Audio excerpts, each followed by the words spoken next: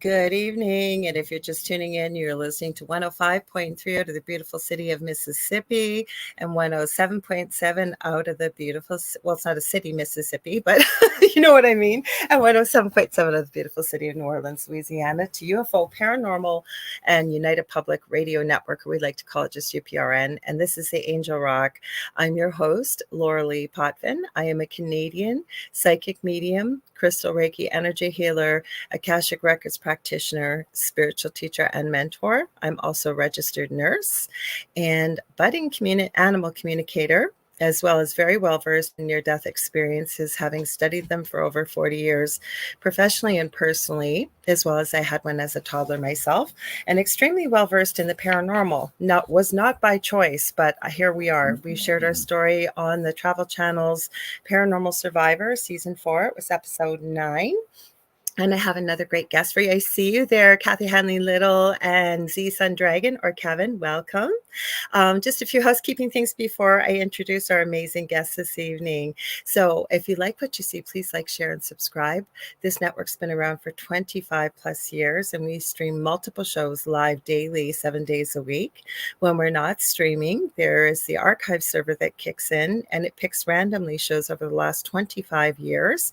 There really is something for everybody. We're always adding new hosts to this network. So yeah, make sure you share the knowledge and the fun and the great communities that we've developed here on UPRN. Also, if you'd like to watch us on TV, we do have our own TV channel. We're on Roku. So where you go is to the channel store, and you're going to type in UFO space P as in paranormal. There's a drop-down list, and we're about the third or fourth one down. You're looking for UFO space paranormal and United Public Radio, and that's where you can watch us. Now, 80% of our audience is audio only, and this network does go out to every country in the world, potentially, from who tunes in to what shows. So well, I just lost my train of thought there as I was rambling away, but what I was going to say, now I know. I knew if I talk long enough. If you want to join the conversation, you've heard me say hi to Z Sun Dragon and Kathy Hanley Little already. How you're going to do that is head over on Facebook and YouTube to UFO Paranormal and United Public Radio Network, either on YouTube or Facebook, like I said. I am streaming this to my own Facebook profile, which is personal. Or sorry, it's public. My brain is all over. I got a cat going here, a dog going here, and I'm trying to remember the script. Anyways, you can watch on my Facebook profile. We're also streaming on Canada's Most Haunted, and I'm streaming over on Instagram on the Angel Rock. But the thing is, they don't integrate the comments from Instagram over here to StreamYard, which we use to bring the show to you. So I will not be ignoring you, I promise. I try to pop in back and forth throughout the show so that I can address you as well. So if you want to join, like I said, head over to YouTube or Facebook. I'm also streaming on my YouTube, The Angel Rock with Lorilei Potvin. Hi, Sandra Sharp. Also, I always forget something. You guys know I always do, but let me check my little list and give myself a little, no, I think I remembered everything. But I do want to remember one thing before I read the amazing bio of our wonderful guest here. Come hang out with us here in Thunder Bay in northwestern Ontario, Canada. That's where I live, smack dab in the middle of Canada, this October 4th to 6th, 2024 for the Lake Superior Paranormal Convention. Tickets are available now, and they are going fast. There's VIP Plus and there's Supernatural and VIP Pass tickets, and they are limited. I believe over half are sold already. And some of the speakers that are going to be coming, never mind that we're going to be having talks. There's going to be workshops, paranormal investigation, and vendors. There's going to be Shane Pittman, Jeff Belanger, our own Carrie Lynn Shellhorn here from Spirit Switchboard on Fridays, 6 to 8 p.m. Eastern Standard Time. Not only is she a good friend, I finally get to meet her in person. She's also an incredible medium, psychic, and very gifted. She's a paranormal investigator, and she's going to be doing a special event on that Sunday. It's called Spirits and Sweets. So she's going to be giving messages from Spirit. Well, I believe you get to enjoy some wonderful desserts, so be sure to check that out. We're also going to be having the Travel Channel's Beyond the Haunting, Chris Rutkowski. I always say his last name wrong. Sorry, guys. Rutkowski. He's going to be talking about UFOs and Bigfoot. We've got Dean McCauley from Dark History. He is local to this area. He's been on the Angel Rock before, the Winnipeg Paranormal Group, and so many more, including myself. I'm going to be giving a talk, and I'm going to be having a table there with merchandise as well. This is being put on by Lucky Paranormal. I believe they are over in the UK right now investigating. So if you follow them, or if you don't, you may want to follow them. They got some incredible pictures they're posting. So if you want to get some tickets to that, what you need to do is go to lakesuperiorparacon.com, or you can always send me a message too on social media, and I'll make sure to share the website with you. Now, I think I got to everything finally. I want to introduce my wonderful guest this evening. You know, we're joking about the fact that when you hit a certain age, you got to wear these darn glasses. So this is Dr. Nicola Amadora, and she's a spiritual teacher, psychologist, Hakomi and trauma therapist, woman leader, author, and speaker. She dedicates her work to the awakening of all beings and to compassionate action on our planet. With elegance and depth, she passionately supports people to live from presence, connection, and wholeheartedness in the world. Now, she has a book that we're going to be talking about tonight, which I, not wearing my glasses, typed the topic incorrectly. It is Love Unleashed: How to Rise in a World on the Edge. And before I introduce you, just one sec, I want to let you guys know it's very late where Nicola is. So she may be decking out about a half hour, or even a little bit earlier. There's work tomorrow. So I told her, whenever you feel you're getting tired, please feel free. I will carry on for the 2 hours. Welcome, Nicola. I'm so glad to have you here. Thank you so much. It is a true honor and a pleasure to come to your show, The Angel Rock.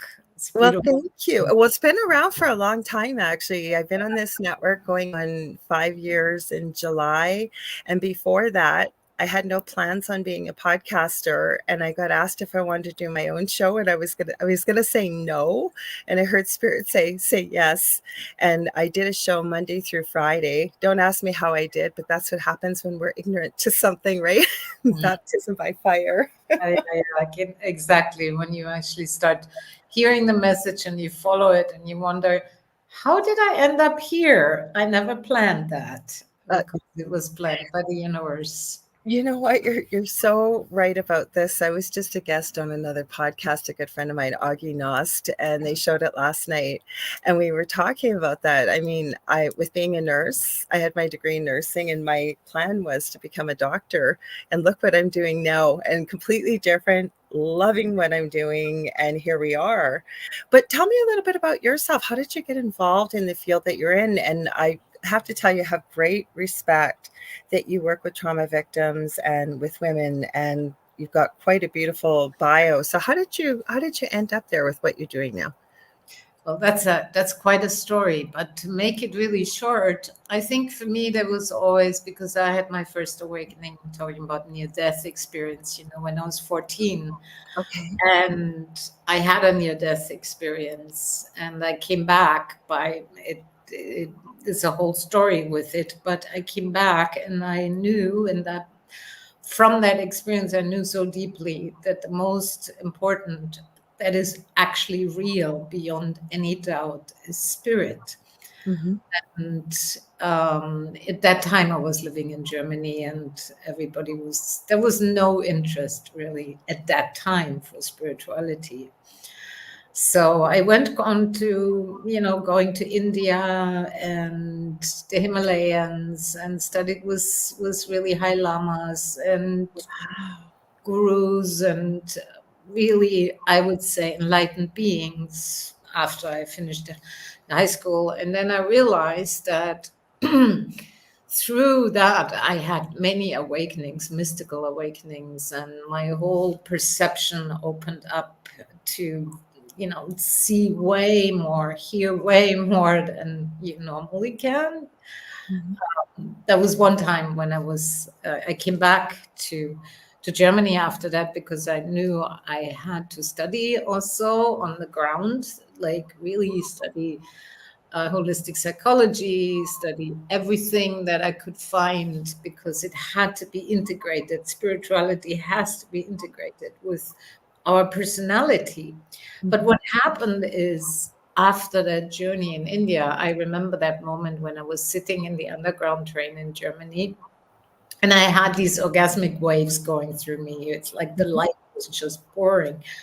And suddenly I sit in that train and I'm thinking, this is strange. I'm thinking to myself, I have never had so many voices in my head.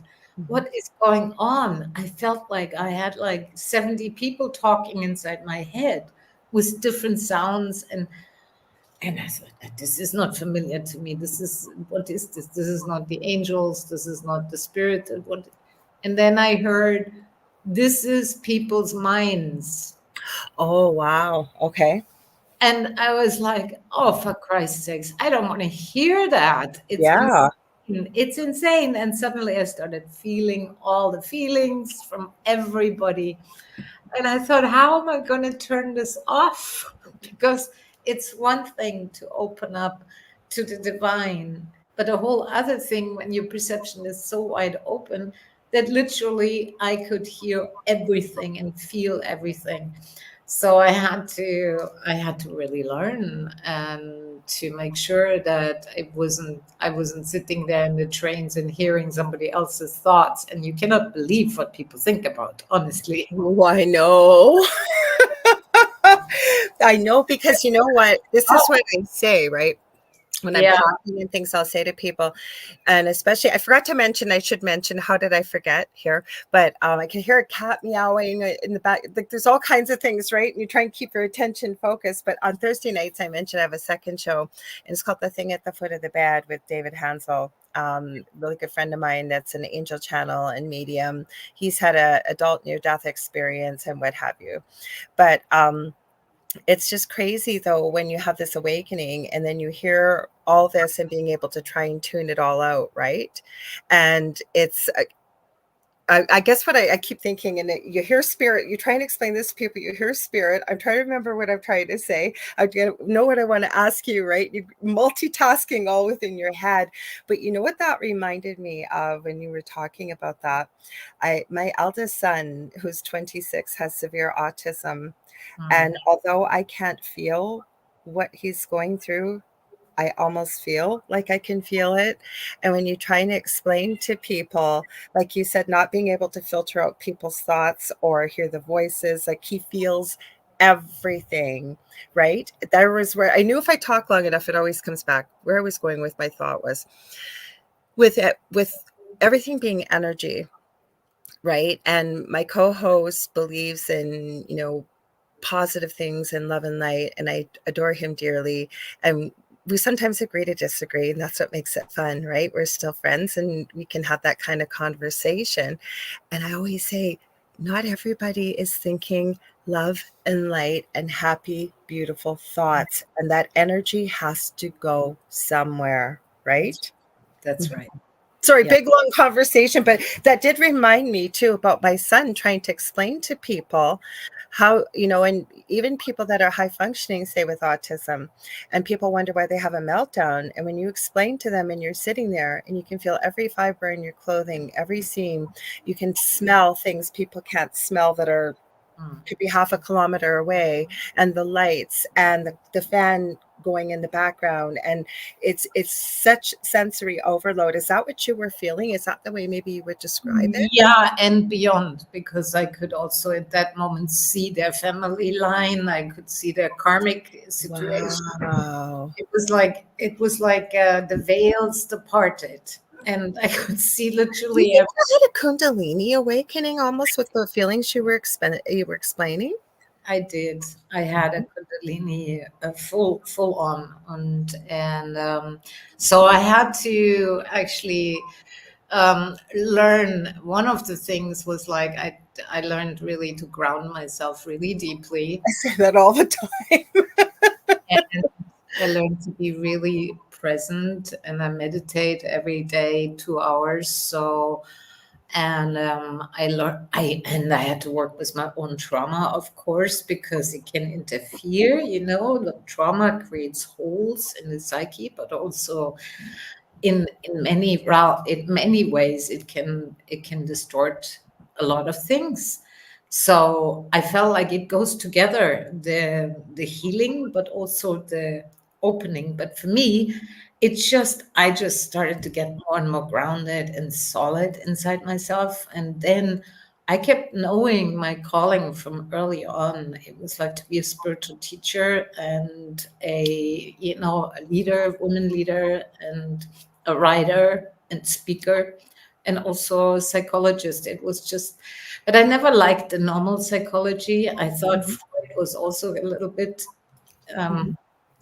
so I went to California and actually did my You've degree. been all over. Yeah, I've lived in many places in the world. I've taught all around the world. And I'm Mhm. like, my suitcase has fallen apart many times because I have traveled also with my work a lot. I teach retreats all around, and it was really a shift to go more and more online. But there's something about, like, really, when I go into different countries and teach there, it's like the people, to feel the people's presence in one room is there's something that you can't take away, when you have tea with another person, or you sit in the room. It's like, for me in the past, it was like when this big opening happened, it was so much to even have two people in a room. But now I sit with hundreds of people in a room, and I'm totally, totally fine. It doesn't happen anymore unless somebody specifically asked me, and only then may I open the doors for that. But other than that, I don't want to know everything about everything No. all the time. It's like no interest. But it's the beautiful thing for me was, like, when I was asked to write the book, it happened on Mount Shasta. I don't know if you're You're familiar. reading my mind because I was hearing you say, let's talk about the book. I was hearing that and I was just about to say it. And then you did, because I was going to say, because this was a long time coming, the book, right? Like you've Yeah, had it written for a while. I watched your yeah. YouTube channel. I don't usually, but I wanted to make sure I had links, and I wrote the title without the glasses, but I saw that beautiful talk you gave on your YouTube channel, the 3 minutes. Oh, thank you. Oh, yeah. It was very spontaneous. Yeah, the book was really, I mean, it was talking about the guidance, and whilst I always have been writing in my life, I never had the time to write a book. And then I was sitting in Mount Shasta in nature, in the wilderness, Mhm. one night.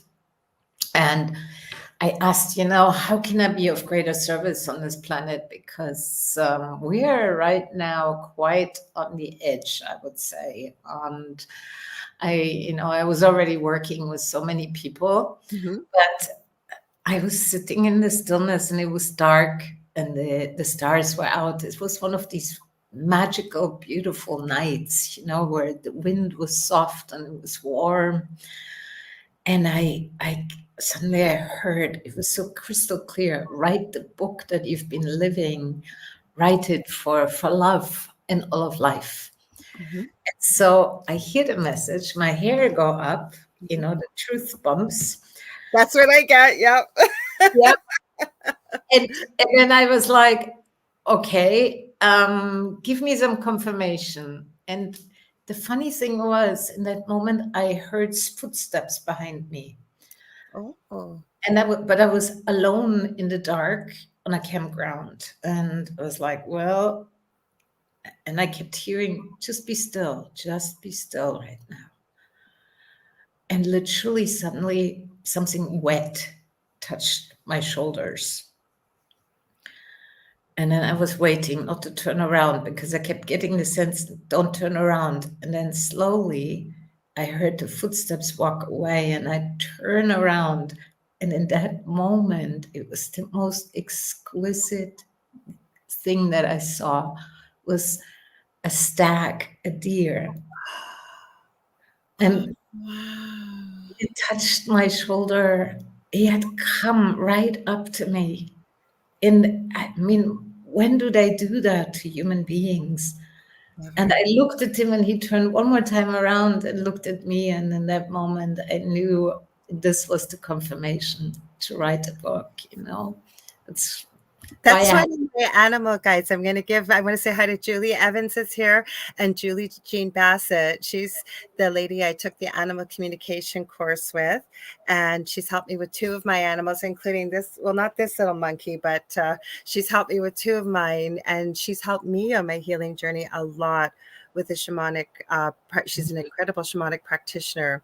But the reason why I want to mention this is when I took my animal course, as soon as you said that, I could see the stag, because we all had an animal guide, and my guide was this incredible stag that came through. He told me his name was Ronan. So when you were mentioning, but you had the real thing. I did have I like the real thing always. But yeah. And I think for me, it was really special to have a stag, touch my shoulder. And in that book, there are a lot of wild animal stories. I thought you were going to say like a mermaid or something, because she said it felt wet, and I never even thought maybe an animal. That's incredible. And it was good that I didn't look in the moment when he was there. Otherwise, he might have jumped away. I just sat still, and I felt that wet touch. And it's still, when I talk right now, I still can feel it. It's almost like he marked me with that. And then I took a pen and some pieces of paper, and I started writing. And everything started unfolding from there. So let's talk about a bit about the book. So, because you were telling me a little bit before we went live that you've got some messages from angels. From the little bit of research I was doing, like these are based on some true stories of love and incredible stories. There's another word to share with it. And you even said there's animal communication stories in there. And like, I know Nicole Thomas Ryan, hi, she's here. She does a lot of animal rescue with cats. We were talking about cats, and funnily enough, the whole crew's in here tonight. Usually they're not, but they are. I said, my cat likes your energy. Animal communicators and cats and dogs and everybody else who's joining. Well, we get all kinds of people. Some people don't even have, well, I don't want to make it say don't even, but we get people that are listening or pop in that don't come from a spiritual background, because like I said, with such a beautiful global audience, right, it just shows you how small the world really is when you go with love in your heart, and like attracts like energy, right? So let's talk about the book. Like, how can people use this book? Because there's a variety of things that you've talked about, so I don't know where you want to start with it. Well, we can just dive a little bit in. I mean, I can just say, the book has really, what I like about books, when you can read a good story, and especially if it's a real story and it's like an adventure story. It's a true story that can grip you. So a lot of the stories, it's either about people or it's about animals or it's about angels, but there's always a red thread in it that has a particular meaning, And so, for example, how to was I would say, the theme really is about love, because I have noticed so many people trying to get psychic messages, but if you don't have the love in your heart, and I don't feel you really get in communication. So, for example, from the animals, like I have wild animals come to me. The thing is for me always like to be completely still, like silent and grounded, and the love in my heart, and then suddenly the animals feel safe. It's almost like a magic that is the most natural thing we carry inside. So a lot of stories then also in the book have, there's always a little teaching with it, wisdom teaching, and then there's some practical things too, because I think we need that too. And I was thinking maybe I should read to us a little angel message, since you are the. I think that would be beautiful. Before you do that, I want to add quickly. I kind of find I have that with people when I go out, like people that really are having a tough time, and they'll find you and they'll start telling you what's going on, and then they'll say, I don't know why I'm telling you this. I don't know you. But with the animal part, every morning I sit outside, regardless of the weather. Even snowed here today. I cannot believe it. We've had beautiful weather, been shorts, t-shirt, and it snowed. But I've told the story on here very quickly. I'm going to share this.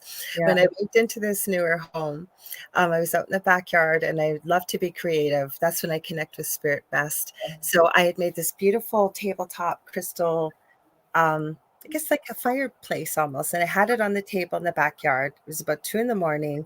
and I was sitting out there and I was playing on my phone. And all of a sudden I feel somebody licking my left toe on my baby toe on my left foot. I'm going, oh, isn't that nice? That's M. You've seen my dog? And I went, oh, Emmy's not outside. And I looked down, little baby skunk licking my toe. So I launched myself out of the chair. I should have stayed still, but I'm thinking, oh my goodness, like, don't get scared, dude. Don't spray me. And so we all had a good laugh. Then lo and behold, a week later, I'm out with my partner. He went back inside. It was about 12:30 at night. And that little monkey, I live in townhouses, he came between the two complexes, sees me, and oh, there she is, and ran right up to me. And I'm in the doorway again. I'm going, please don't spray me. I don't know if he just came over to say hello or what he did. It was so funny, but I have that with animals too. Same as with the birds. And that is so sweet. And with the skunk, where you don't know, should I take it as a compliment or will he spray me? I looked up the spiritual significance of skunks. I forget what it was, but it was very appropriate. But this little dude, like, and he never showed up for anybody else. And he was just this little guy with the biggest tail. He really was cute, but twice in like a week and a half. They're so adorable, the skunks, and they stink so badly if there's spray. That's what it was. I thought, oh, please don't spray me. Like, that's what I didn't want, because they've only got a little bit of defense too as babies. I thought, don't. But then now that I think of it, I don't think he wanted to spray me, or he wouldn't have come up in the first. I mean, he could have bit me if he want. Not that I think he would have, but lick me, like lick my toe. He was curious and he wanted to make contact with a new friend he just discovered. That is so adorable. And I think it's because he felt safe around you, and maybe you were his play companion, and I don't know. Like Julie said, he definitely had a message for me. Yes. But speaking of messages, I'd love to hear the angel message that you were going to share. Yeah, but I want to say hello to Julie also. It sounds like she's a beautiful animal communicator too. She is. Yeah, she is. And she's powerful. I always give her a shout out. You guys check her out. Julie, I didn't even have a chance to tell you this. I was a guest on a podcast, and I was talking about you in that podcast because she really has helped me on my own healing journey and with my animals too. And like I said, I took her animal communicator course. I'm not an expert like she is, because she mixes a whole modality of healing and what have you, but certainly has helped me in many, many ways. So, and she is a beautiful communicator. That's a beautiful gift. Mm-hmm. Hey, before I read that angel piece, I think because we're talking about animals, the story that comes to me that I feel like I would love to share is part of the story is in the book too, is about a snake. Oh, okay. Because and also because you said you are more into shamanic healing too, and I studied for a while in the Amazon with a tribe, an indigenous tribe. I don't do it, but Julie does. She's a shamanic practitioner. Julie, why do I always forget his name? She'll put his name in there. He's a bigger name shamanic healer. I always forget his name. I want to say Dom. She'll write it in there. I'll mess it up, but I think she'll know who you're talking about or the area. But go ahead. Sorry, Nicola. So so it was at that time actually hardly anybody knew, about shamans, and it wasn't about any drugs or anything. It was just I was called into the Amazon, and I traveled there alone and had no clue where to find even the indigenous tribe. All I knew was like, ask the guy to take you in a boat along the river and let you out somewhere. And I'm like trapsing around as I never been in a jungle in my life before, trapsing around in the And jungle. you're coloring too.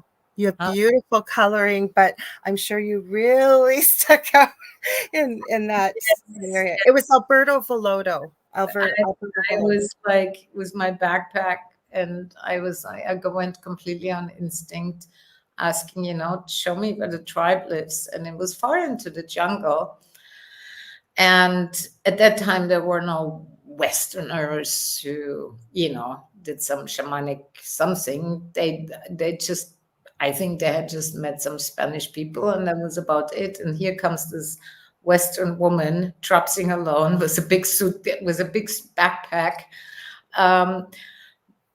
spoke a little bit broken Spanish, and somehow made it clear to them that I wanted to learn from them. So I spent many months there, and I trained with a shaman woman who was not the gentle kind, I would say. Okay. She was very tough. She wasn't all love and light. No, she was the real thing, I tell you. But man, you could not bullshit her. She was she was feisty. So she said, okay, so there will be a real shaman initiation. And I thought, oh, that sounds cool. That's great. And she said, no, it's about life and death. I thought to myself, well, I'm not afraid of death. I was 25. Who cares? We're kind of was a little bit more like, oh, it's all bulletproof at that age. But I was so wrong. I couldn't be more wrong. But she took me blindfolded into the jungle, and it was so hot. I was wet. I was dripping, and I was like thinking, great, we're going into the jungle blindfolded. Maybe that's my initiation. I was far, far from it. Wow. So I feel there was this, she had me touch that huge tree and said like, okay, so now you must ground. And she showed me, she touched my feet, and I knew, okay, that meant like serious grounding is now important. She only then said, okay, this is life or death, what's coming. And you have seconds. If you get lost in fear, you will not survive. And she said, too bad then. And I was like, oh, this is getting bloody serious. I think so. Yeah. And then she said, okay, when I tell you to take the blindfold off, you take it off. But before that, I heard these footsteps behind me. Again, footsteps. But this time, something was laid around my shoulders. It was so heavy, I barely could stand. And I was like, uh-oh, and took the blindfold off. And at that moment, I was terrified, out of my wits. I was shaking in fear because there was this huge anaconda snake face to face. And all I knew is then they laughed in the back because there was another guy, and he's like, she hasn't eaten. And I looked at an anaconda snake, and it was 1 second I knew she would only need to wrap around my neck. I would be dead meat. And she was hungry. So was I going to be lunch, or was I going to survive? I was horrified because that snake, when she came closer and closer and hissing, I knew she was going for my neck. So what did I do? I put my hand on my neck. I think so. I don't think people have any idea how big anacondas are, too. Like, they make boa constrictors look like a little corn snake.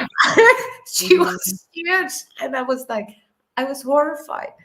And I knew the shaman woman had trained me the whole time. And she said, you need to use everything I taught you. because otherwise you will not survive. And I knew in that moment she was right. I had seconds. The snake was that close. And so in my fear, I had to ground down, feel my feet, breathe, let the fear do what it does, but go deeper than the fear, just really go deeper and get totally present. I looked at the tree, I looked around, I didn't look at the snake first. So it's like, I was like, if I don't look at it, it won't be there. I prayed out. I was like, no, the only thing that did it, and it was like presence grounding. And then I needed to connect heart to heart with her.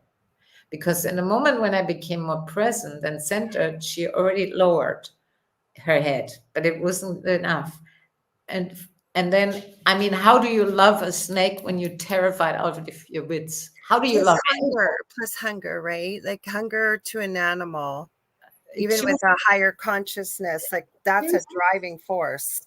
She was just hungry. Who blames her? She was hungry, and they took her away to put her on some human being. Anyway, on a filet mignon. I mean, the sweat. Not that snakes eat that, but you know what I mean. Yep, the sweat was dripping, but in that moment, I suddenly remembered, I felt like, okay, the love in my heart, I could feel that flame inside and that love, and I let it extend to the snake, and I saw the beauty of her. Suddenly I could see it, I could feel her. I could feel this living being, such a beautiful being. And literally the moment I could feel the love for her, this is when she dropped the head down and she laid it on my belly.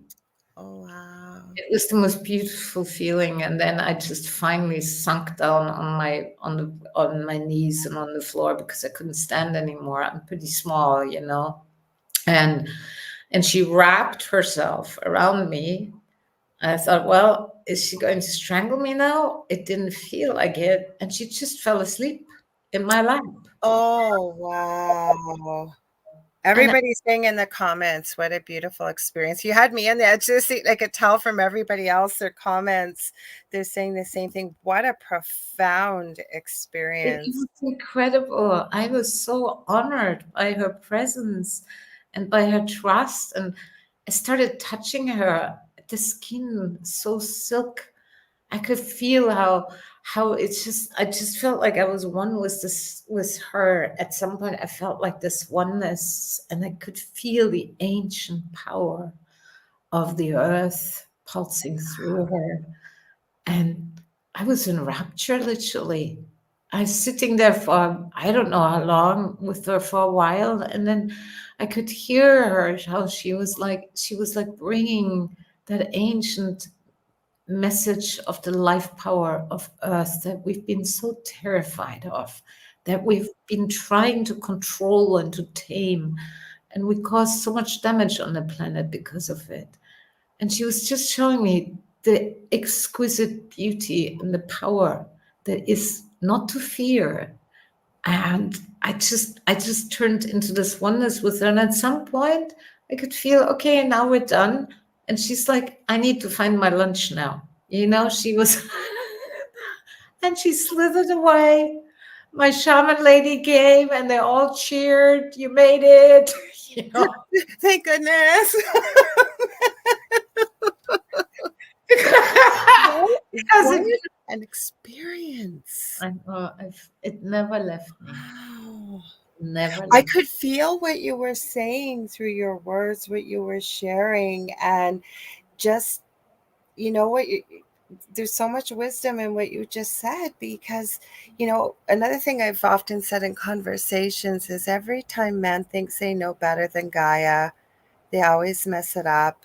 And this incredible being of power and the years the snake must have lived to get to that size, with many years of living still coming, but being able to share that higher wisdom and knowledge with you, just so incredible. Wow. I felt very deeply touched and honored, and it Wow. showed me also how. That shows what an incredible being you are, though, too, because what people don't realize, right?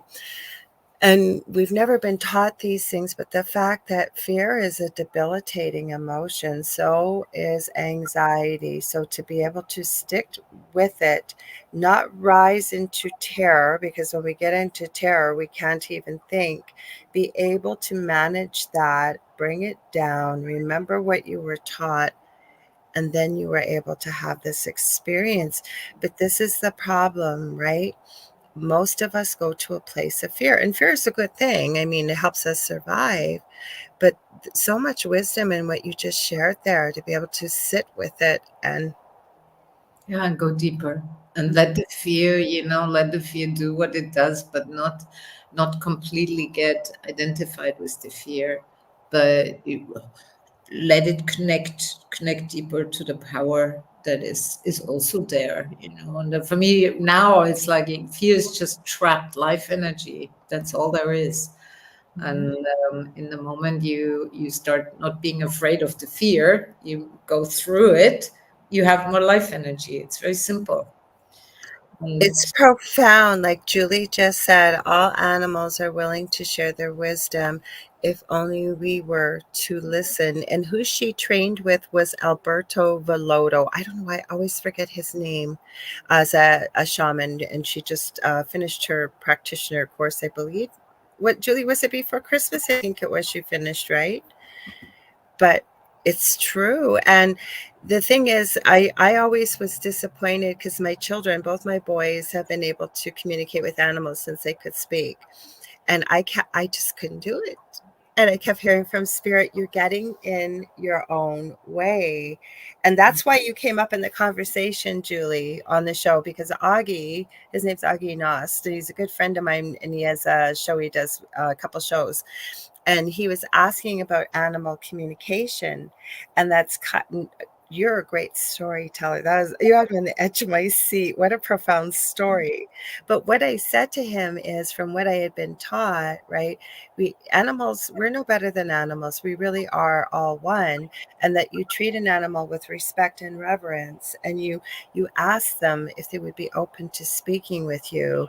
And then I said, I would connect through the heart chakra with that love, right? I said, imagine drawing, an infinity symbol from my heart to theirs and radiating love, and then being open to using all your senses. So did you find that the snake, was it telepathic, did you find, or was it just like it was just an all-knowing, it was there?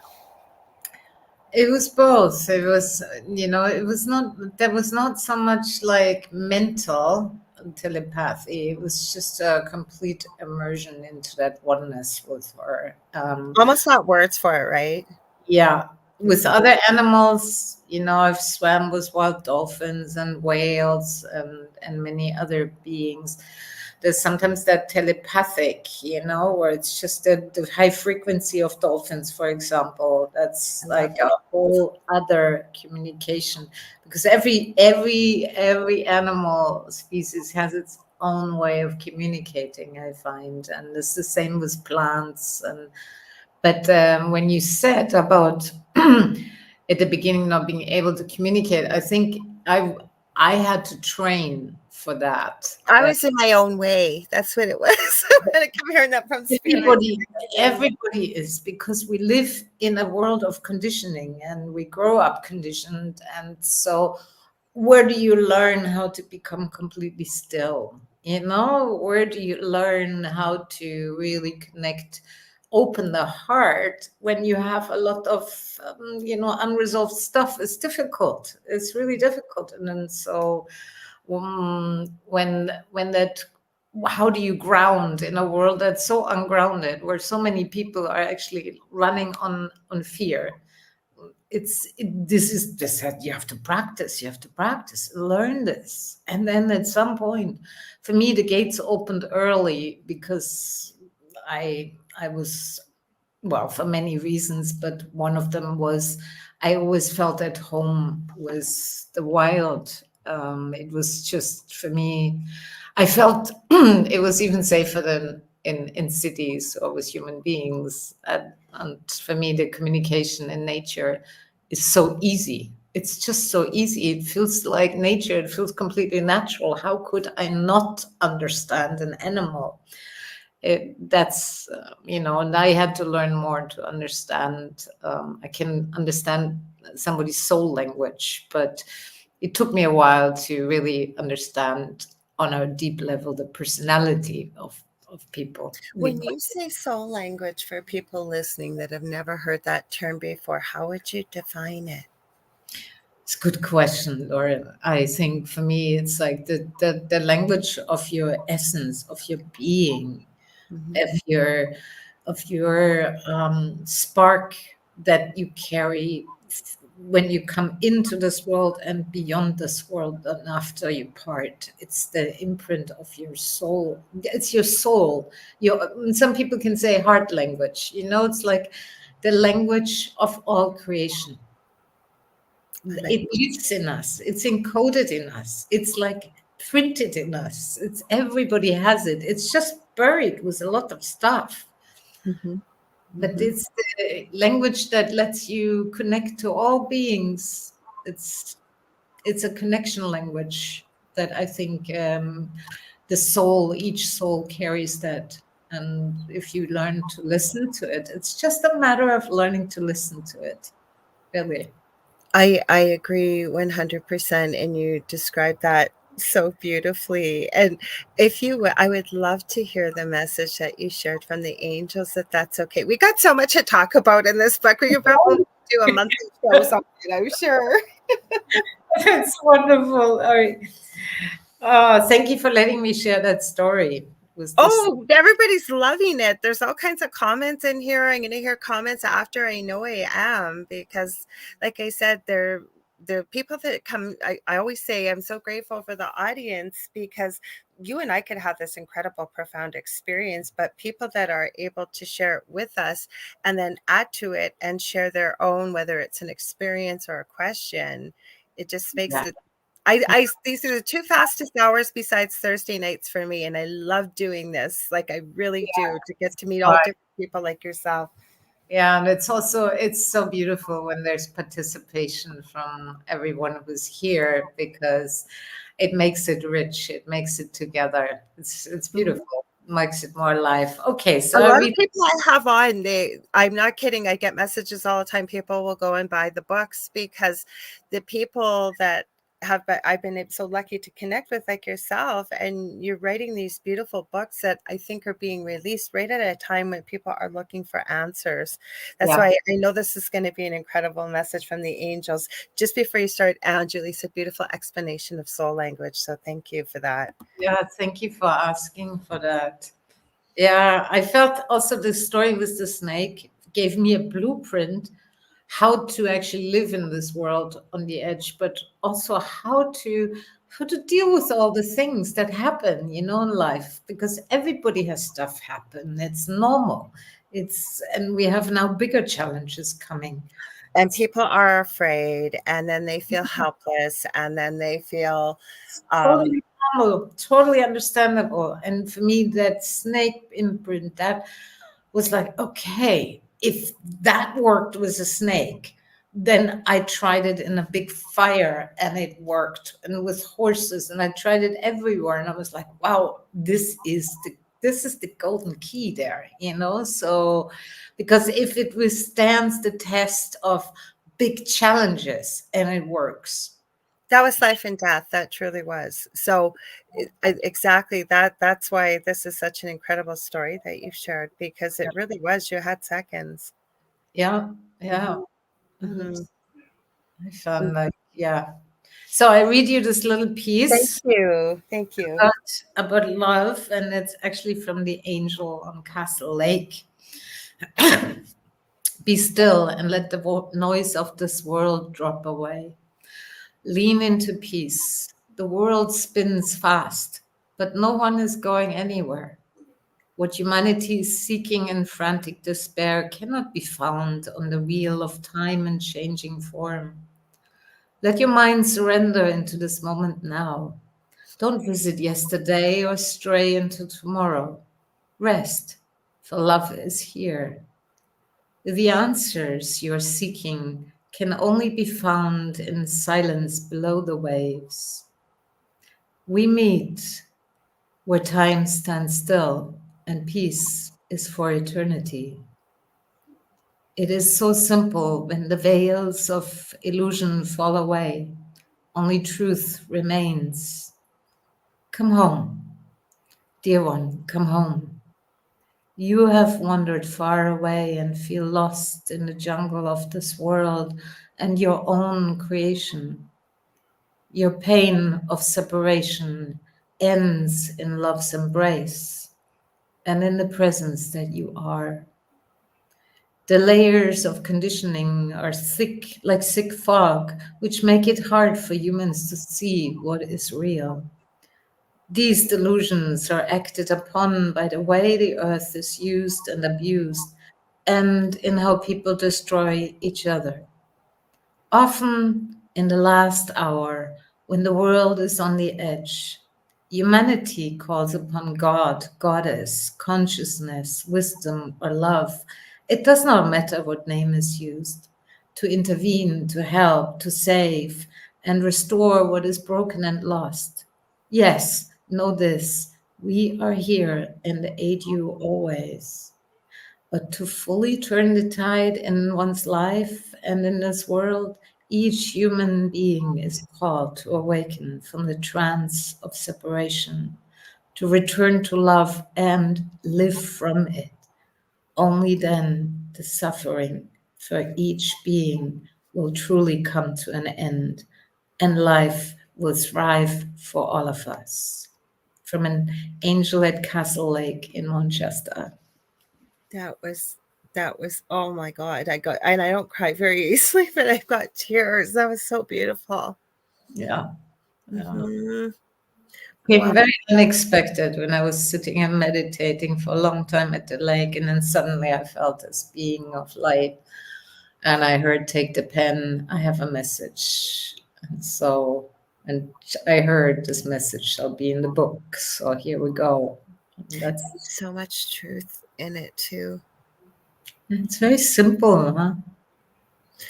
It is simple. It is simple, but you know, and when I'm teaching or working with people and reminding them, because there's so many people I think feeling that call of their soul, but they don't know what it is. I know with working with various people, like clients and things, and they're all of them are feeling they're here for a reason. They're starting to get that they're here for a reason, but they don't know what that is. And they're at a crossroads. And what am I meant to be doing? And I always tell them, I can't tell you what you are meant to be doing, but I can certainly work with you and maybe make that connection where you can discover, you know, why you were here. And when I say to people that there's a lineup of souls to come here, I mean, it's such a difficult place in the way that most of us come in with spiritual amnesia. We come into these dense, heavy, fragile bodies, but there's such a potential to learn and to grow, right? And yet there's others that, well, again, we don't know others' journeys. I always say it's not my job to judge, but so many people, and then they wonder why they're so unhappy, right? Like you said, being in nature, the reason why it feels natural is because that's where I think we can connect to the stillness and the quiet, and really, because we need to quiet what we think runs our whole life, our minds, right? Because you mentioned you meditate for 2 hours, if I remember correctly, right? Is that when you find you make the best connections yourself to, is in nature and the meditation?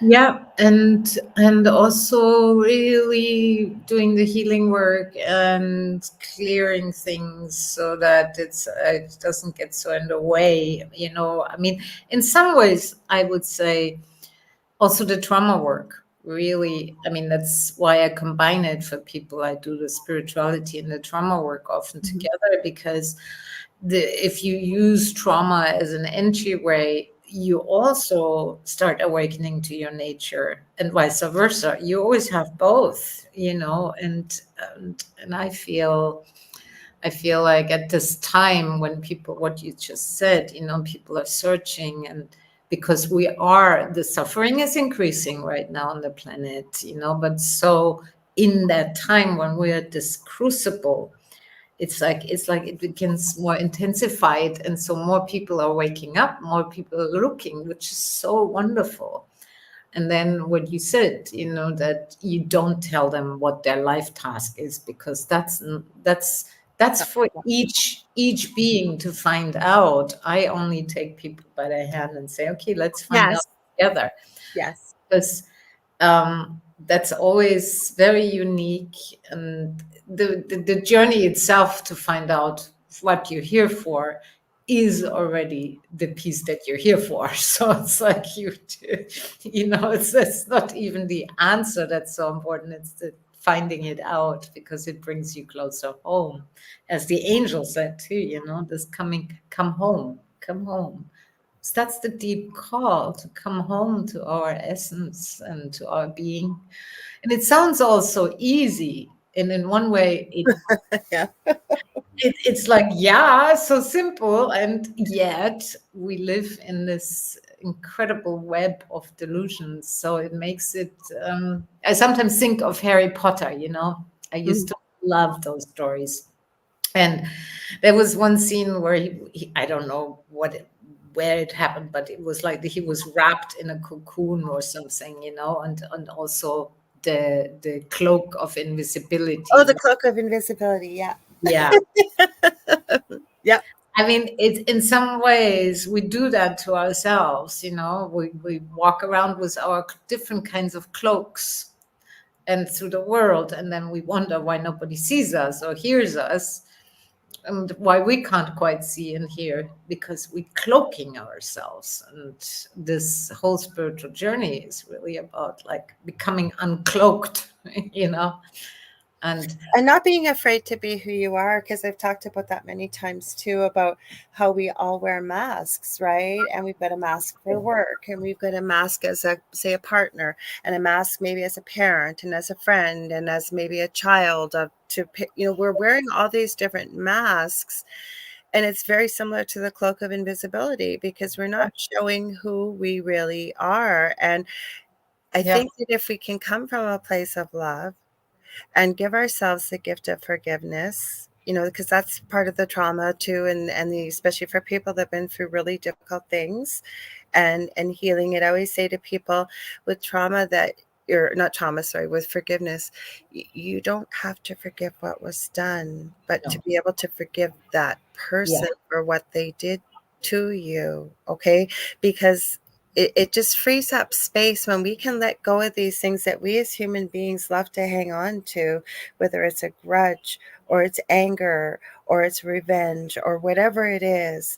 And if we can just, start to work on that, healing it, letting it go, releasing it, it always makes room for something bigger and better in life. Not necessarily material, as I know but it makes room for more love, for more positive things, right? For yeah, yeah. And I'll you, go on and on. yeah, and you're content, That's kind of like, forgiveness is really the most loving, selfish thing you can do for yourself. You don't forget that somebody screwed you over. You don't go there again to buy the same car that you got screwed over with from the same Right.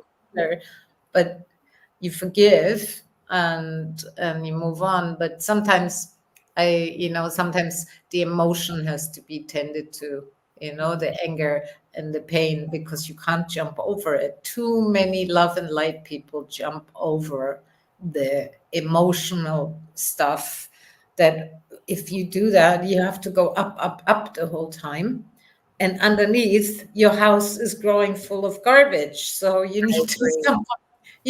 if you want to ground down, you need to deal with these things, not to get lost in it, but you need to flesh that out, and work through it. And at some point, at least, I find like, also my students, they're not afraid of their emotions anymore. It's like, okay, there's just a wave that comes and a wave that goes. And then what direction are you putting your ship in? Is it the direction of love, or is it the direction now you're going to kill somebody, or revenge, or whatever Mhm. it is? Mhm. That's a choice. What life do we want to live? I find, like you said, it's like that's where I find, okay, I'm happy But without. when you're happy, right? People, like I always say too, that people aren't foolish. They can see through when we find somebody that comes across inauthentically, or the same thing is when, like you said, the emotions. Like I've never liked anger. There's always been, growing up, a physical punishment for Yeah. being angry or speaking my mind and what. And as I've gotten older, I'm starting to deal with it. Again, we have to deal with the healing, because the other thing that I find, and I love this book, I use it in my practice all the time, the secret language of your body, Mhm. because everything is energy, right? And then when we don't deal with it, and I loved your analogy though about building a house on a shaky foundation. Basically, it's the same thing, right? It just sits, it stagnates, it festers, and it's a Mhm. perfect place for disease to start to happen. Yeah. And people don't see that. I just want to say hi to a few people. We've got Kasoon Lee here he's from Sri Lanka. We got Jonathan Keyworth of JK47. People were loving everything you're saying here. Beautiful messages, so profound. I'm tearing up. Now I'm gonna let Kasoon know, because he just came in when you were reading the angel message. He goes, "That was beautiful, like a poem by Rumi," except it wasn't Rumi. This was the message that Nicola channeled from the angel. She was explaining that when you popped in, but what a profound message, wasn't it? So I Oh, wanted to throw that out there. oh, thank you. Mhm. Yeah, people keep saying, my book is more written in Rumi style. That's also my writing style. Oh, is it? Okay. Yeah, this is how I write. Well, Kasoon is dedicated, because what is it, Kasoon? Is it 3:30 or 4 in the morning over in Sri Lanka? Hello in Sri Lanka. What an Yeah. honor you came. That is Oh, we have usually people from Australia. A lot of people just kind of lurk in the background too, like I say, and then I'll get messages afterwards saying, "Oh my gosh, I love Nicola. I know I'm going to hear this." They're going to say, "Could she come back? Could she come back?" Because oh, I know. that's so beautiful. I love it. I Um, love that it's like a global reach. We have So such a fun. beautiful little family here. We really, really do. Well, it's not little, but wonderful people that show up here. Great comments, great conversation. And I know I want them to be able to really take a good look and go out and buy your book, because I think it's profound. Because some of the topics I looked at in here, like how could you use this book? And one of the things that was listed here is what to do when the fire is on in your life. How would they use that book for that, or for Yeah. your book for that? There's a whole chapter on it. Of course, it starts with a story. Then there's a teaching in it of like, how can we walk actually literally through times in our life when the fire is on, when, for example, not just you lose your job or a partner or an animal, or things get turn upside down in the world. How do you find in the midst of all that your grounding, your presence, the love, and not tighten up, get so tight up and wound up, but rather learn how to walk, for example, through the anger and find more power, to walk through the fire and find more courage. How do you do that? And so the book has many pieces for that in there, like also very concrete and practical, so that you can, it's not just like an stories and elevated message, but it's really like down to earth, because I feel like at this time we need it. We how do. We do. how do you resolve a conflict with somebody and don't hide hide yourself always behind the cloak of invisibility, And or finding between boundaries and yeah. standing your ground, but still coming from a place of love. I know that's one of my lessons here this lifetime, but knowing when to put a boundary, and it's okay to have a boundary. You need it, but you can't. But then I see often, there's often people who set boundaries and they get really cold and hard. Mm-hmm. Or then you have the other extreme, you leave your heart open and everybody just walks right over you because you have no boundaries. So it's also Mm-hmm. the boundaries, I find the healthiest boundaries come from love. They Because do, because when you come from love, right, you know the reason why you have that boundary and maybe why it's firm, but you're not coming from a place of necessarily. There are people, like you said, will set a boundary, but they become bitter and they become angry. It's almost like they put their finger in the fire too many times and they've been burnt so badly that mm, this is my hard line. yeah, That's yeah, coming it's from very a different. It's called the shutdown heart. And if you do the boundary from the shutdownness, it's basically you just cutting yourself off from life. mm-hmm. But if you don't have boundaries, it makes you, it's, you're also disconnecting from life because you would just become like a doormat. Everybody just walks over you and strikes their feet off. Mm-hmm. Uh, People sense things like that, whether they know what it is or not, and they do. Not everybody's that way, but there are people that will. And then people, I find, become more bewildered about, what am I doing wrong? Why are people always treating me this way? I had a great quote. I'll have to try and remember to post it. And it was basically about, if you don't like being treated with basement bottom prices, start looking at your price tag that you put out there. Basically, if you don't like the way you're being treated, come yeah, from a place of love, but you can also come from a place of firmness that, no, I will not, this is something I will not tolerate. I yeah. sense love, but no, from a loving, firm standpoint, no. It's kind of like, for me, it's like all beings matter. All beings have inherent worth. That includes you as well. As some, and even if you don't feel the sense of your own worth, because it's easy to say I'm worthy and you're worthy. That sounds nice, but very few people actually can feel it. You know? Agree. And this depth of like, okay, even if I can't feel my inherent worth, I know everybody's worthy, and so we all are. And how do I treat then the other person, or how do I treat the animal? How do I treat the planet? How do I treat myself? Can I bring some nobility to it? Some I like that. nobility. I love this word because it has something that is uplifting. It says like there's a nobility in every being that is living here, including you. To for example, when I lived with in the Himalayas, and I remember when the first months we had to bow all the time, like bow to the mountain, bow to the monk, bow to the llamas, bow to the grass, bow to the ants. We had to bow to the ants. I thought first they're nuts. We bow.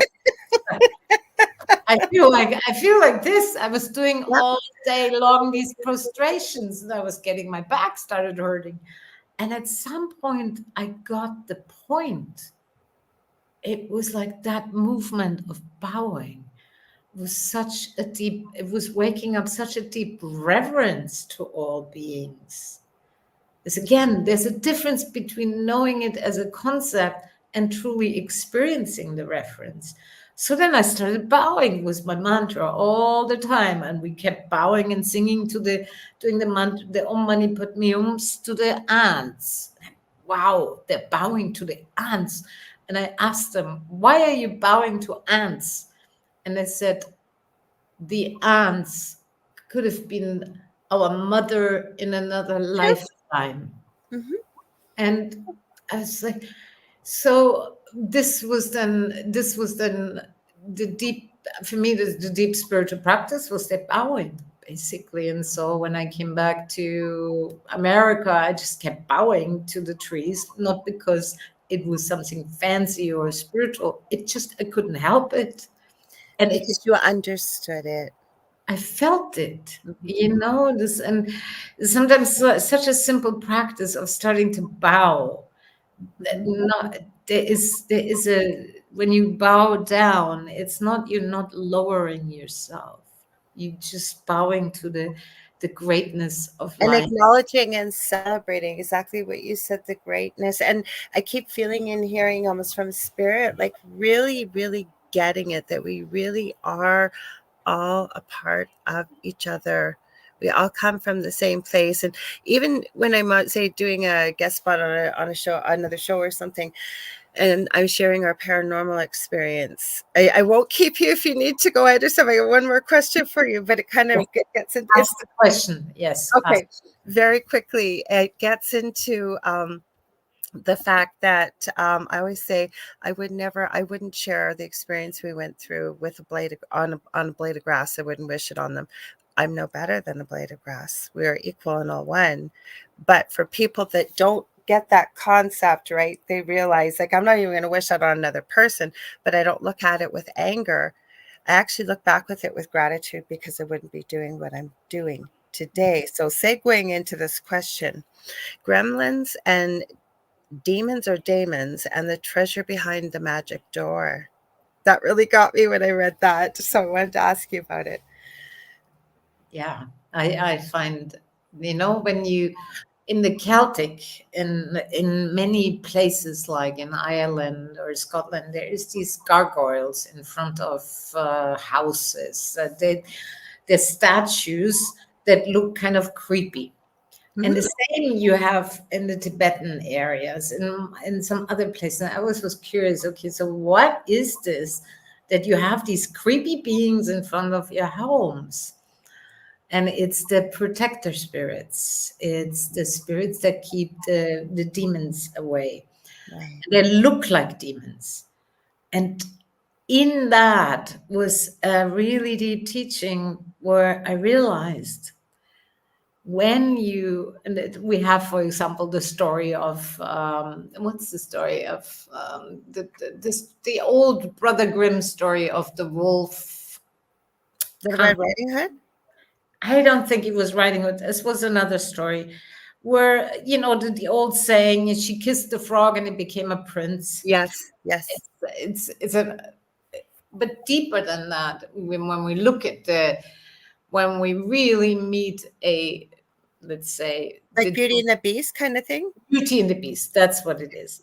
And the demon that we see in ourselves or in another, and we don't run away, we don't succumb, we don't check out, but we really meet that demon. Like, for example, somebody has, like, the demon might be called anger, right? And it always pops up right when you don't expect it, don't want it, and there it is, and there it's looking you in the face again. And if you start running away from it, what happens? It becomes bigger. If you start taking the cushions and try to bury it, you have to use a lot of life energy to keep this demon down, because the demon will pop back in. If you start surrendering to the demon, well, it eats you up, you devour it, you finished. But if you again, you take this nobility road where you turn to the demon and you look the demon straight in the eye, knowing that there's something in you that's far greater than the demon, far greater. And you really start touching that demon from your presence, from your love. There is something that gets revealed. It's almost like the cloak of the demon starts falling off. There's a treasure in it. Like, in the anger, there's your power. In the fear is your life energy. In your pain, there's deep love. You use these as your gateways. And I would say these are the gateways home, where the demon is actually in the front of your home entrance. It's the same when Egypt, you see the great sphinxes. They're mystical gateways for the greater treasure that you can only enter if you walk right through. So So facing it, but like with the story of Beauty and the Beast, right? She got past what he looked at or what he looked like, and the fierceness and the anger and who he was and what people said, and she got to know his heart. And only then, when she fell in love with his heart and who he really was, all the so-called ugliness or beastness all fell away, didn't it? She got to know him on a core level. That's the key, and the heart knows how. The heart always knows. I think we have the most tremendous treasure inside of us, because that is like it's written inside. You know, the code for it is written in there, and I just put it in a book. But everybody has that access. You know, that, like you said. I don't want to keep you. I could keep you here for the whole show. I'm not going anywhere, guys, but it's really late where Nicola is. You know what I was thinking? Maybe in the future, if you're open to it, I would love to talk to you more about this, but we'll pre-record it so I can steal you away for 2 hours, because I know people are going to be asking me, can you have her back? Can you have her back? I'm happy to. It's so delightful to be with you. You know, if it wasn't after midnight already, it would be totally. I would sit here for 3 hours. I knew when you looked at the clock, oh, it's already that time already. But I promised I would have you, because I know you've got, as I call it, the muggle job from Harry Potter. It's not really a muggle job. I know you're doing beautiful work, but you have to get to work at an early hour. So I'm going to remind people the name of the book, because I didn't wear my glasses if you joined late, and type it properly. So this is, hold up the book. Okay, so it's Nicola Amadora, and it's Love Unleashed, How to Rise in a World on the Edge. So please tell them how they can get a hold of you, where to buy your beautiful book. So you can actually, so it's in all bookstores, and it's also on Amazon. And then you can also go on my website, nicolaamadora.com. There's the book, there's all my programs, the spiritual trainings, and many other things that I offer, that maybe you feel called to attend or take. I gotta know more about you. I feel like I barely scratched the surface. I really enjoyed talking to you, Nicola. I'm so glad you came on.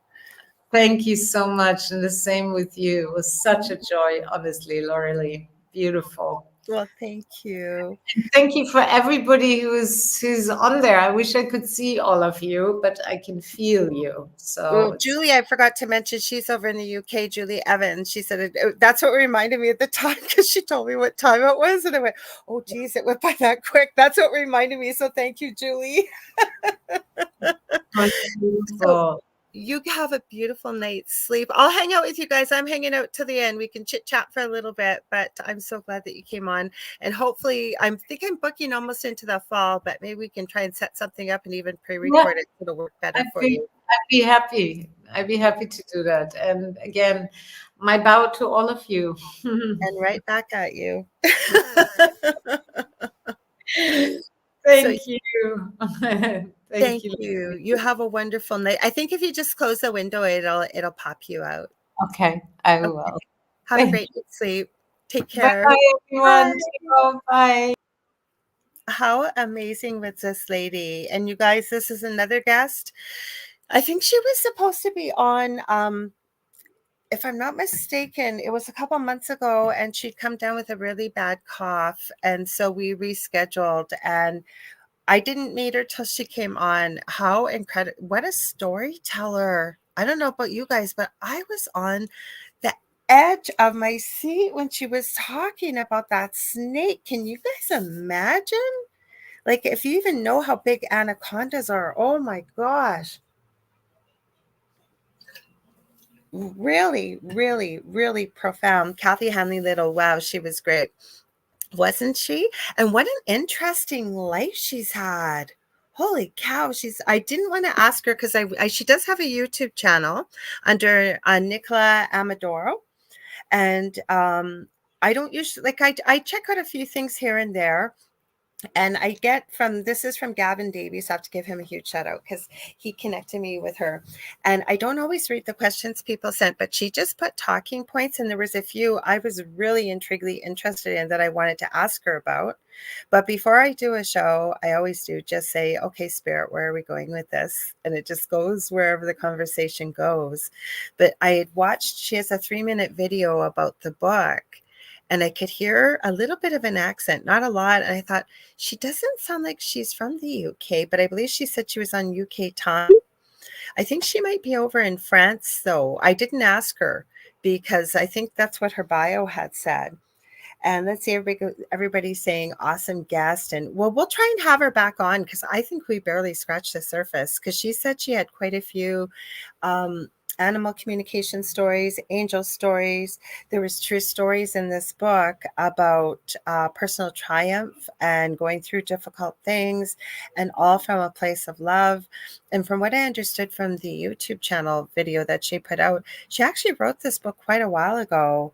And it just so happened, I guess, in her travels and with teaching and lecturing, that she ran into a publisher and they put it out. So if you can, I would strongly suggest I would check her book out, because I mean, look at the storyteller she is, just telling the story of the snake.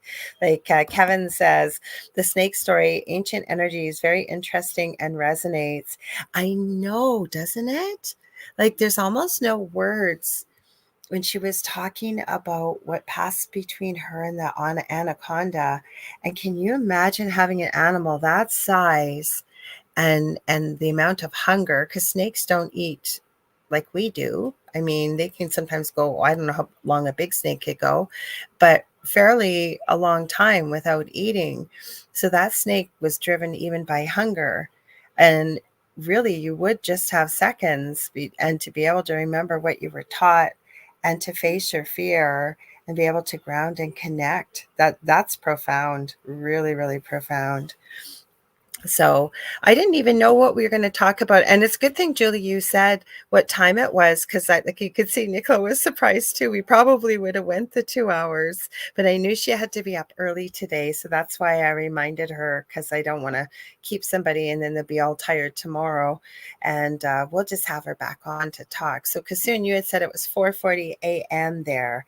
Yes, and thank you. Like I said, Julie Evans, just after midnight here, that's what triggered me to remember, I got to remember to have her off by 12:30. So I'm going to go through a few comments. So Nicole Thomas Ryan, you said learning to be strong and set boundaries is so hard. It's a balancing act, and it really is. And I speak as well from experience. I know that is one of my life lessons here, to be able to feel okay with saying no, not feeling guilty, and to set boundaries, right? And she was so right about that, because, and again, I'm not pointing a finger at parents. It's just that a lot of the stuff that we do, a lot of our hangups, like for myself, like I mentioned briefly, learning to speak up and to not be afraid of anger, because I still don't like anger. And all emotions are useful and helpful, but also knowing when to set boundaries, and it's okay. And I love that she brought up that it's fine and well to say that you matter, or I matter, or I am worthy and you are worthy, but to really, really know that and understand it. It was really, really, like I said, she's actually a really amazing lady. I have to say that myself, just from the little bit I've talked to her. And Kathy, you added you're honoring another life when you're bowing to others. Absolutely. And I loved what you put in here too. You said that is why we have dragons as guides. They are protectors and give us knowledge. I adore dragons. I do work with them too.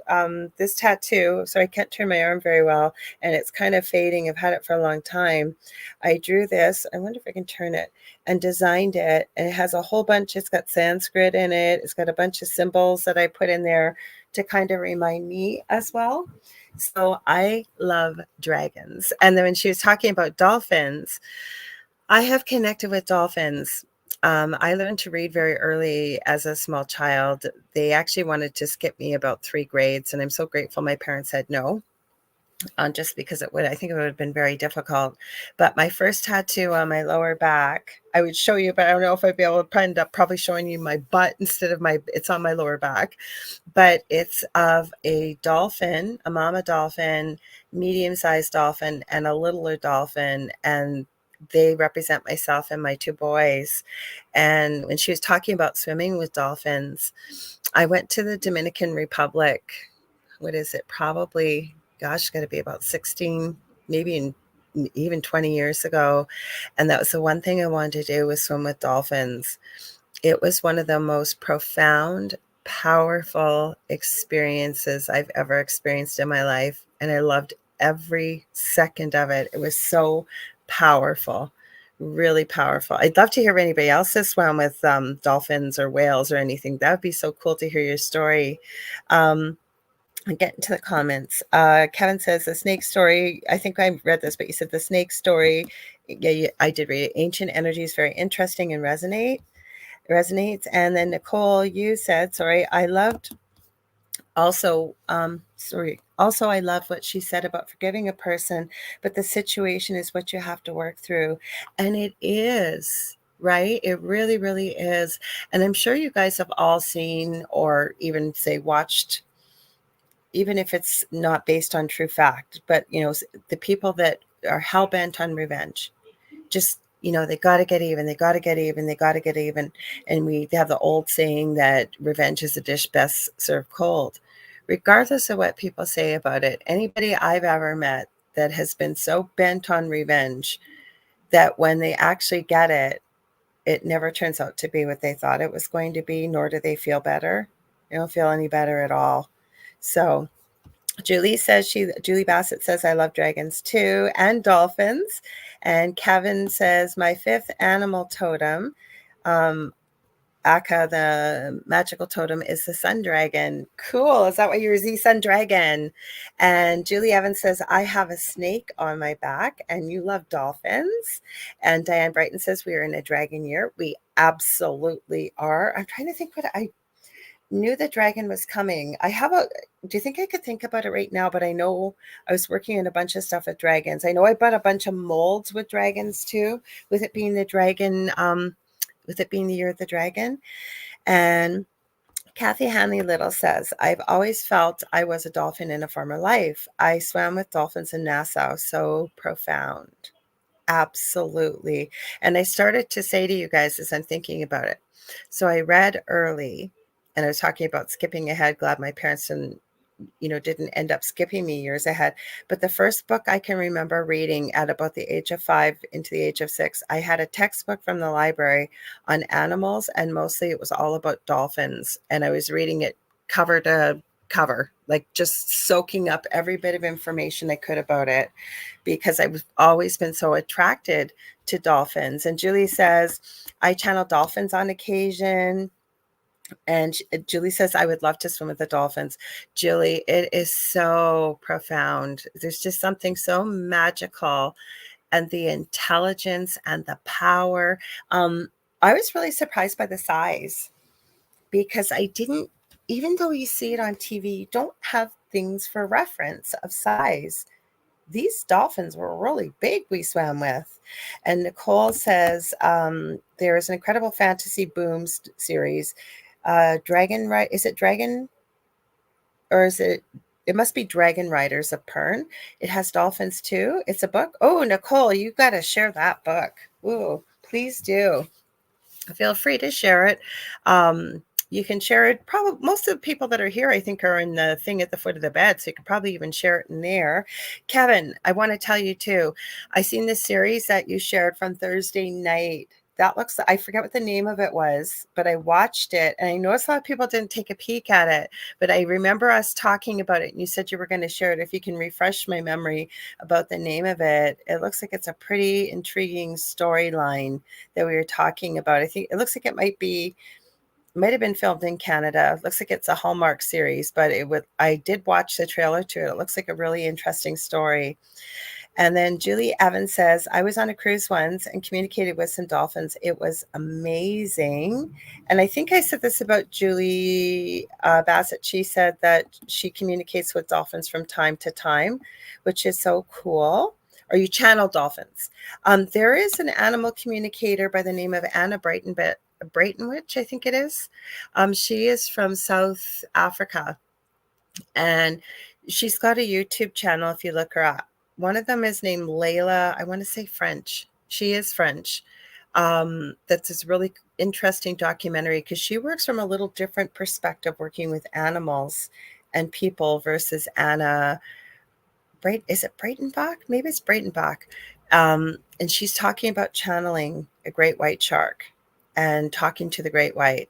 And it's quite intriguing to listen. And she is the one, Julie, I think we shared an animal communicator group about there was a Black Panther who had been named Diablo, and what had happened when he had gone to, what do I want to call it, like an animal rescue, but it was a refuge, and they ended up changing his name to Spirit, and why, and working through Anna Breitenbach. It was a really powerful story, and real, like real true life, really. Breitenbach, yeah, I think that's what it is too, Julie, thanks.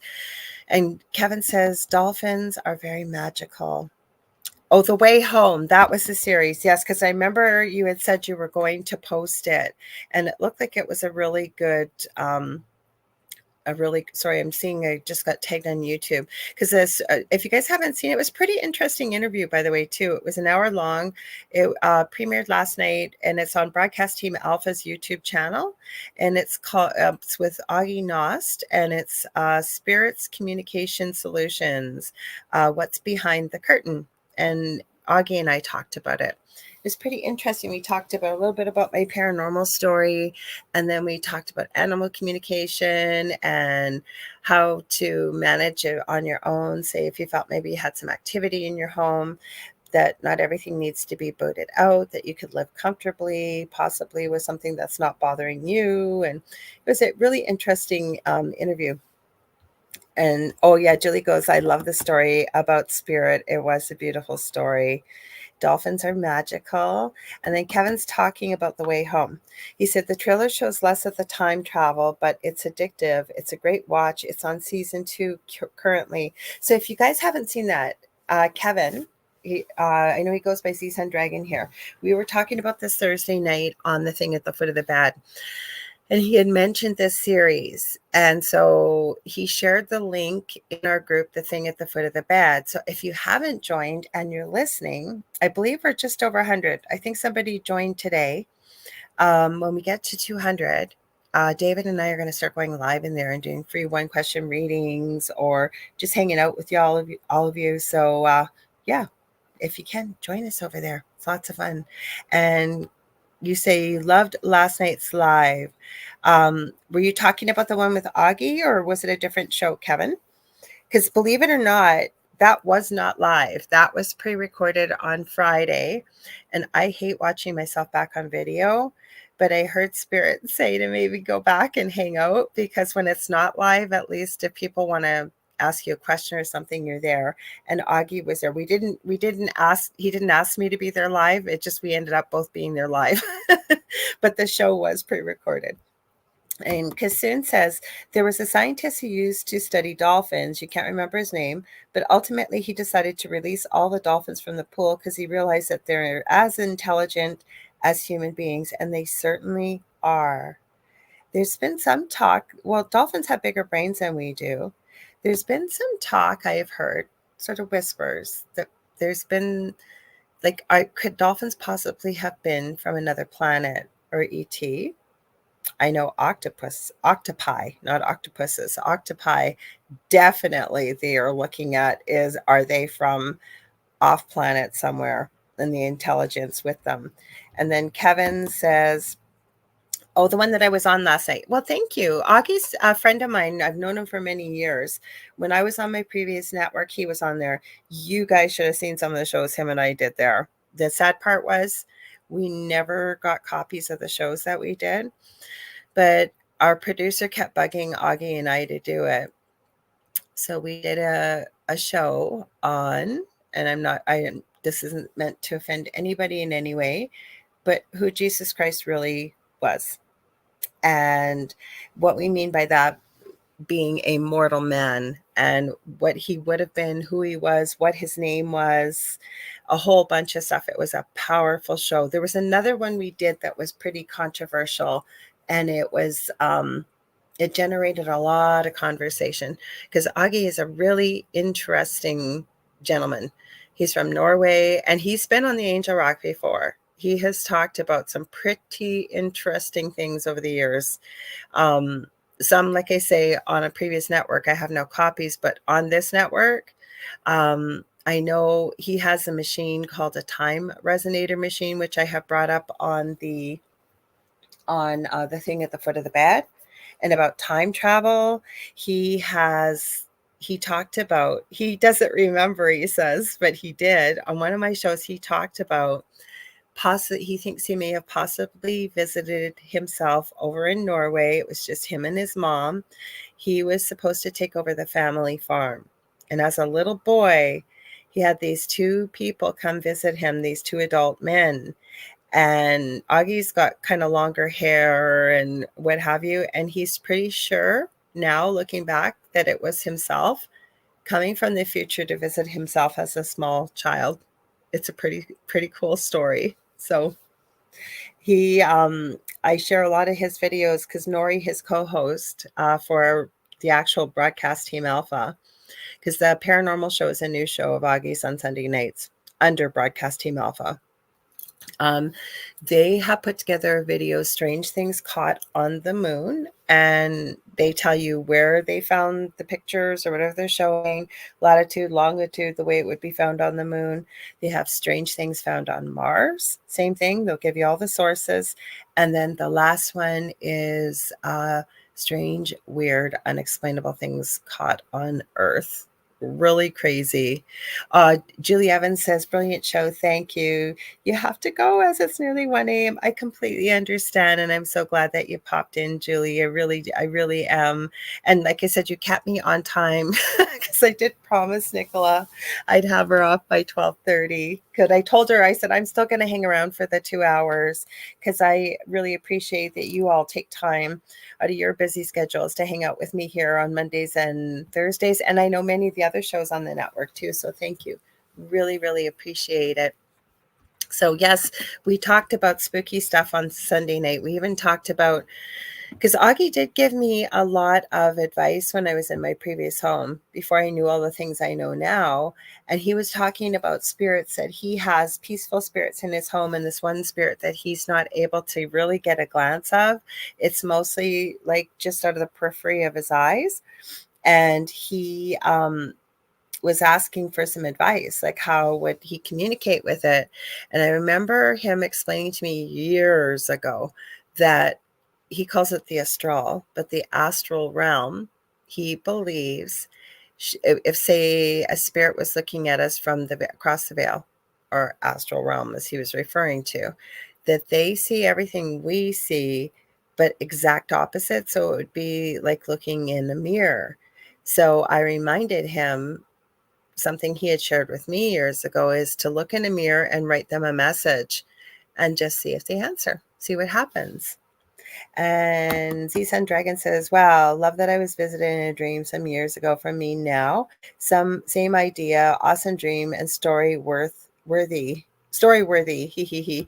Kevin, it sounds like you need to write a book. You've got some strange, unusual stuff that has happened and really, really interesting. But I think you're one of those people. I know with myself that there's always a joke that something spooky will happen when I'm around, like if it's a guest show or whatever. Thursday night, I played that clip for you guys. Like that wasn't planned, like weird stuff. I think Jonathan's just popped in to say hi from JK47, but I warned him because we did the Estes method, not on a show. We just did it on off time. And it was with an escaped convict. His name was Danilo Cavalcante. And Jonathan had actually got quite a bit of information from the spirits as to where he'd been hiding out. And there was a massive manhunt in Pennsylvania. This was well before Christmas. So we thought we would try the Estes method, which is, for people listening that may not know, what the person listening to the spirit box wears noise canceling headphones and usually has a blindfold on. So all they can hear is what's coming through a spirit communication device. And the other person starts asking questions. And I warned Jonathan, weird stuff might happen. And I remember finally at the end of it, he goes, nope. That's it. Nope, I'm done.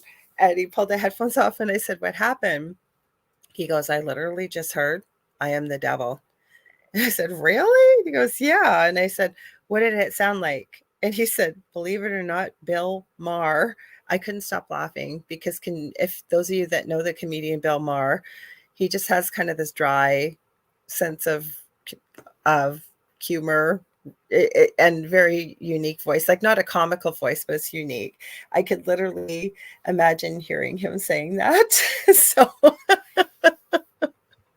it was funny. So Kevin says, yeah, I'm working on a few books, probably never get published, but you never know. I'm always writing something. Well, like I always share with you guys, what you perceive becomes what you believe, and it becomes your reality. You never know. For all you know, you could be putting out the next movie through your book, Kevin. You never know. You never ever know, right? So I was watching today too, while I was getting ready, and I didn't know she was Canadian. Her name is Charlotte Dobre, and she's got beautiful auburn kind of brown hair, and she reviews video clips and things that are sort of comedic. And I've seen her mostly on Facebook, but I think she either does it on YouTube or TikTok. And she was reviewing funny text messages from parents to their kids or grandparents to their kids. And there was one that the name at the top said Darth Vader. And this kid had a preface sharing the text with, somebody hacked into my phone and changed all the names of my contacts. And I guess the kid's name must have been Luke. And so the dad had hacked into his phone and changed it to Darth Vader. And he was using all the quotes from Star Wars about Luke, I am your father. I'm not doing it justice, but it was pretty funny. Oh, Nicole, you said I've written one book for kids, working on publishing. Good for you, Nicole. Good for you. And I hope you put it out there because, when you look at, we mentioned Harry Potter came up tonight, and some of the story with J.K. Rowling, from what I've seen, and everywhere she went to get that book published, and you hear that it's very difficult to publish within children's literature, and she just didn't accept no for an answer. And look what happened to her, right? I was just thinking that, Kevin, may the fourth be with you. I was just thinking, holy cow, that came up. That's coming up quick. Definitely.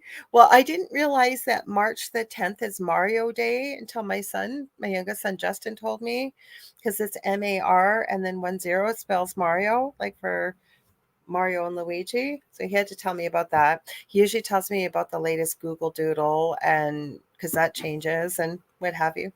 Well, you guys, we are almost out of time here. That went by pretty quick. I had a lot of fun with you.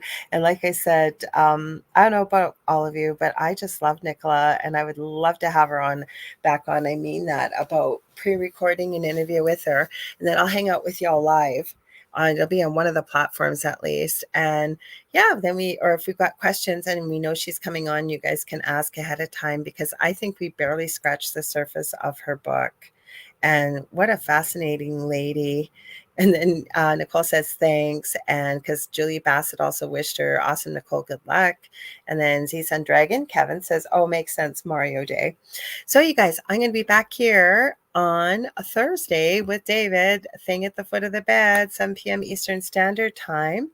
If you guys got any topics you guys want to talk about, drop them in our group. I did tally up the votes, and I believe you guys, the majority ruled you want to be called the Footies. So you are now officially our Footies.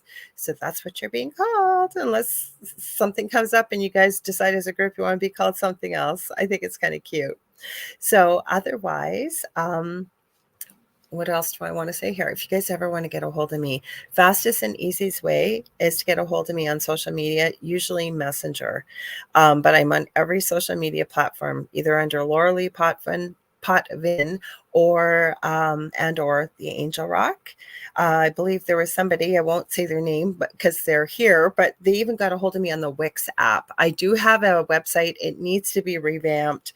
I need to get a domain name, so I don't give it out because it's such a long title, but I am on the Wix app. There's a group in there for the Angel Rock, and they got a hold of me that way. So you can get a hold of me many different ways. But I do have a Facebook page, a business page. It's facebook.com/the Angel Rock.